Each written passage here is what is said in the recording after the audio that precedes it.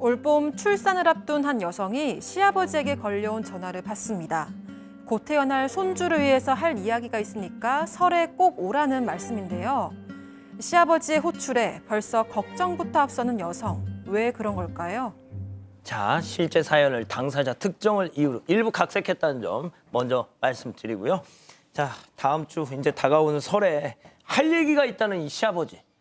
걱정할 게 뭐가 있겠나 싶은데, 자, 며느리인 이 사연자가 그럴 수밖에 없는 사정이 있습니다. 일단 이 사연자는 결혼 5년 차인 30대 주부가 올봄에 출산을 앞두고 있다고 합니다. 결혼 5년 차인데 뭐 남편과 갈등도 없고 고부 갈등도 없고 뭐 명절 증후군 이런 것도 없고 아주 평온하다고 합니다. 그런데 단 한 가지 시부모님이 그 미신에 너무 집착하고 너무 미신을 아낀다라는 겁니다. 어느 정도냐면 오랜만에 이 시댁에 가면 먼저 이거 반겨주는 게 아니라 야야 빨리 화장실 가서 옷 털어 먼저. 왜냐하면 바깥에서 안 좋은 기운, 부정적인 기분 이런 거 들어올 수 있으니까 화장실부터 들려라는 말씀부터 하신다라는 거고요. 다리라도 어쩌다 꼬을러치면 다리 꼬지 마라, 다리 풀어라, 우리 아들 일 꼬인다. 그리고 저는 이거 처음 들어본 얘기인데 예. 밥을 풀 때도 밥 푼 거 이렇게 엎지 말라는 거예요. 그거 엎어서 아들 일 다 엎질러진다. 그러면 푼 대로 그냥 줘야 퍼서 돼요? 자연스럽게 그 모양대로 그거 되게 어려울 텐데 하여튼 그렇게 담으라고 말씀을 원래 하신다. 좀 이렇게 섞어야 되는 거 아닙니까? 모르겠어요, 저도. 하여튼. 근데 하여튼 그냥 이 여자분은 그게 또 꼭 뭐 어려운 일은 아니잖아요. 후시부모님 그걸 원하신다니까. 그래서 크게 지금까지는 그게 문제가 되지 않고 그냥 따랐답니다. 자, 그런데 이게 말로만 할 때랑 본격적으로 진짜 야 너도 같이 함께 우리 미신의 세계로 빠져보자, 이게 데리고 들어가는 거랑 완전 다르잖아요. 네, 그렇죠. 시가에서는 이전부터요. 뭐 새해나 뭐 집안에 좀 중요한 일이 있을 때 좀 거액의 돈을 들여서 기도를 올리고는 했다고 합니다. 근데 이제 두 사람이 결혼을 하니까 이 시가의 이런 미신이 두 사람에게 집중이 되기 시작했다고 하는데요. 시부모는 전화를 할 때마다 우리 집에 귀한 손자 하나 낳게 해달라고 오늘 기도 올리고 왔다. 분명히 아들을 가질 거다. 이렇게 얘기를 했다고 합니다. 또 어느 날은 시어머니한테서 다급하게 전화 한 통이 걸려왔는데요. 갑자기 중요하게 좀 쓰일 때가 있다면서 100만 원을 보내달라고 하시는 거예요. 좀 급하다고 하셔서 남편에게 말도 못하고 바로 100만 원을 보내드렸다고 합니다. 근데 그 급하다는 일이요. 다름 아니라 좀 귀한 아들이 생기는 부적을 사는데 쓰인 돈이었던 겁니다. 부적을 사기 네, 위해서 100만 며느리한테 야, 너 빨리 100만 원 좀 보내. 네, 그렇게 얘기를 하셨던 겁니다. 그래서 또 시어머니는 집으로 찾아와서 여성과 남편에게 이렇게 부적을 슬쩍 건네셨던 거죠. 남편은 이런 걸 또 돈 주고 샀냐, 얼마 주고 샀냐 이렇게 화를 냈대요. 여성은 부적도 좀 부적대로 좀 불편했지만 손주, 그것도 아들만 바라는 게 좀 너무 부담스러웠다고 합니다. 자, 뭐가 됐든 그 중요한 건 말이죠, 교수님. 그 네. 부적, 100만 원짜리 부적이 돈값을 했느냐가 중요한 거 아닙니까? 네, 했을 리가 만무합니다. 아이가 수치 생기지를 않는 거예요. 네, 그래서 계속 있다 안 되겠다 해서 결국에는 이제 시험관 시술을 합니다. 그래서 아이가 생겼어요. 그랬더니 이 시어머니, 시아버지, 우리의 기도가 하늘에 닿아서 그렇다. 우리가 공덕을 쌓아서 그렇다. 다 그러면서 다 우리가 잘 빌어서 그렇다고 얘기했어요.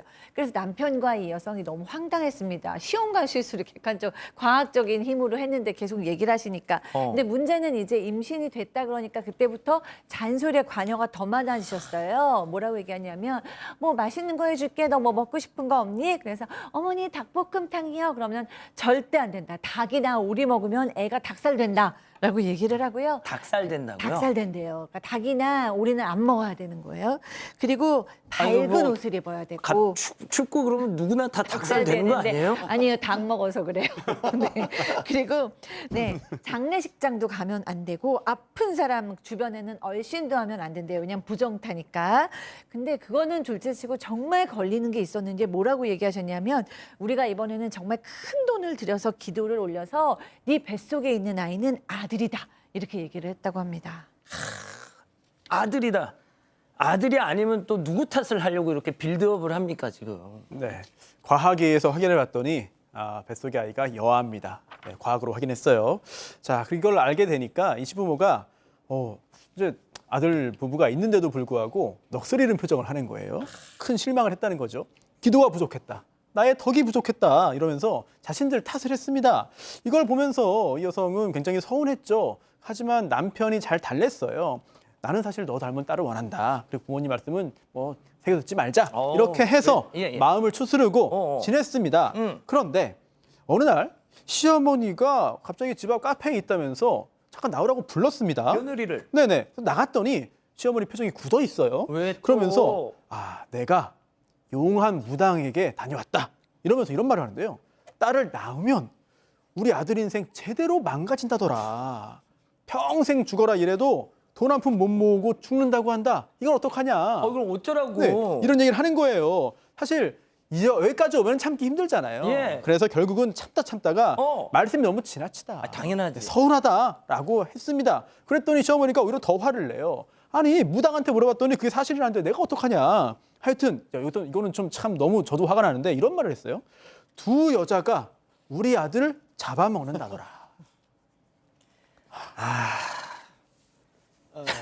교수님 보통 뭐 그런 거 있잖아요. 아유 막 집안의 여자 잘못 들이면 뭐 이런 거. 남편 네. 어. 네. 그래서 이제 이 여성이 너무 화가 나서 남편한테 얘기를 했더니 남편이 이제 막 화를 냈어요. 부모님한테 화를 내니까 이제 부모님도 이제 너무 이제 아들이 화를 내니까 연락을 좀 안 했다고 합니다. 그래서 한동안 이제 연락이 안 왔어요. 다행이다 싶어서 육아용품을 사기도 하고 또 이제 육아 선배들한테 요즘은 좀 물려받잖아요. 그래서 이제 뭐 이것저것 막 받았어요. 옷도 받고 장난감도 받고. 워낙 비싸니까. 워낙 비싸기도 하고 요즘 애들 하나하나 둘 키우니까 맞아요. 깨끗하단 말이에요. 또. 그래서 이제 뭐 선물 받는 거예요. 그래서 받았는데 너무 오랜만에 이제 시부모님이 오셔서 이걸 봤어요. 보자마자 버럭 화를 내시면서 왜? 남이 쓰던 물건에 뭐가 붙어 있을지도 모르는데 그걸 왜 집에다가 놓냐. 그거 쓰던 그 조상들이 어떤 사람인 줄 알고 괜히 우리 아들한테 붙어서 그럼 자기가 사주든가 이거. 괴롭히면 어떡하냐. 그래서 이제 아들이 그러면은 엄마가 다 사줄 거냐고 물어봤더니 묵묵부답이었다고 합니다. 거봐.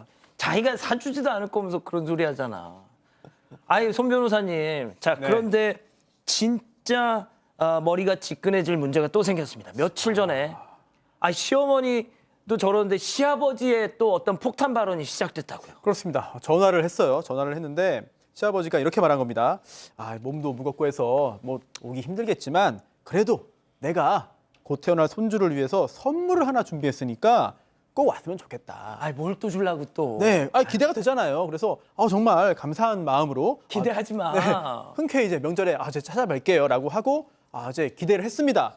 그런데 이 선물이 놀랍게도 물건이 아니었습니다. 뭔가요? 물건이 아니고요. 예. 아이를 언제 낳아야 되는지, 아이를 출산할 날짜와 시각, 일시를 받아온 거예요. 이거를 선물이라고 얘기한 겁니다. 자, 이거 또 거기에 더해서 이름까지 내가 지어줘야 된다. 내가 짓겠다라고 하면서 이름 고민까지 이야기했는데요.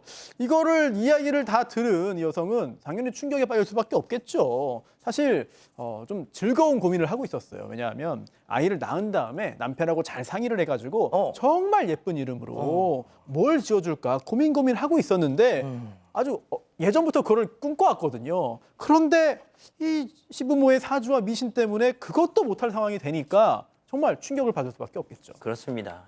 상희, 다해 뭐 이렇게 이쁜 이름 지어주려고 만반의 준비를 해놓고 있었는데 자, 그 로망 지금 깨질 위기에 처해 있습니다. 지켜야죠. 자, 여성은 수화기를 붙잡고 물러서지 않았습니다. 시아버지도 쉽게 양보하지 않았다는데요. 자, 시아버지 역할은 양재열 변호사, 며느리 역할은 백다혜 아나운서가 준비했습니다. 별별 극장 레디 액션.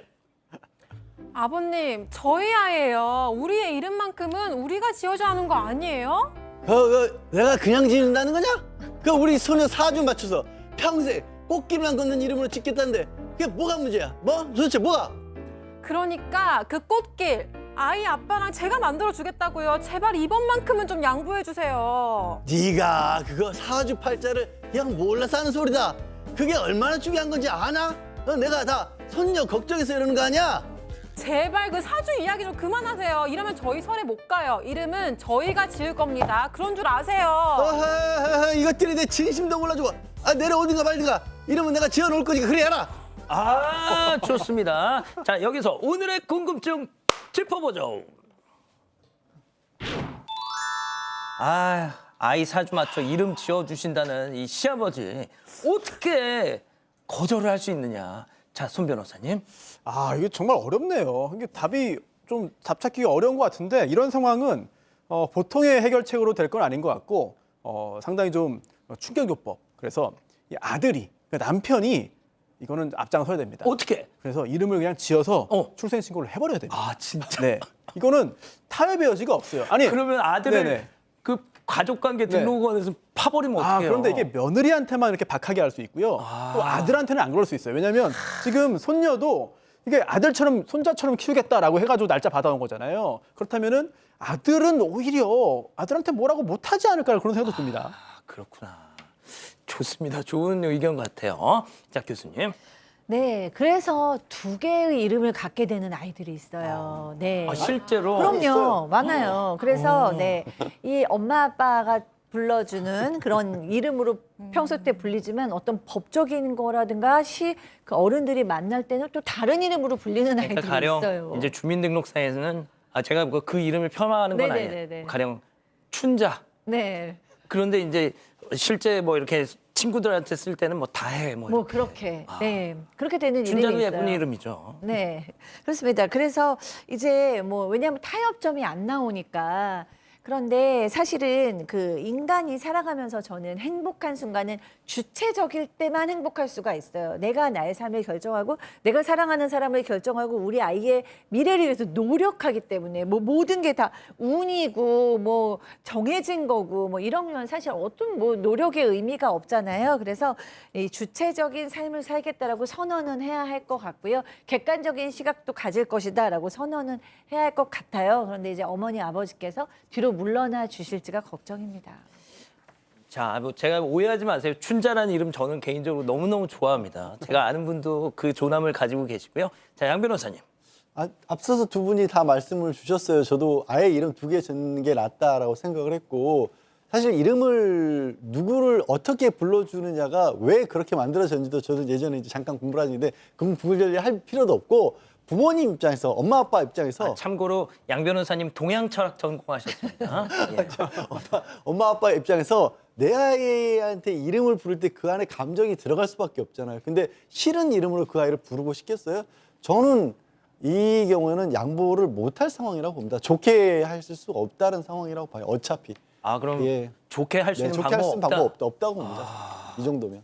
자, 백다희 아나운서. 네, 가족분들 의견 보면요. 미유님, 이름 받아놓고 본인들 좋은 이름으로 효적에 올리세요라고 하셨고요. 파란뺑 알님, 부부가 이름 몇 개 지어서 시아버님께 사주에서 좋은 이름으로 골라달라고 하세요라고 하셨습니다.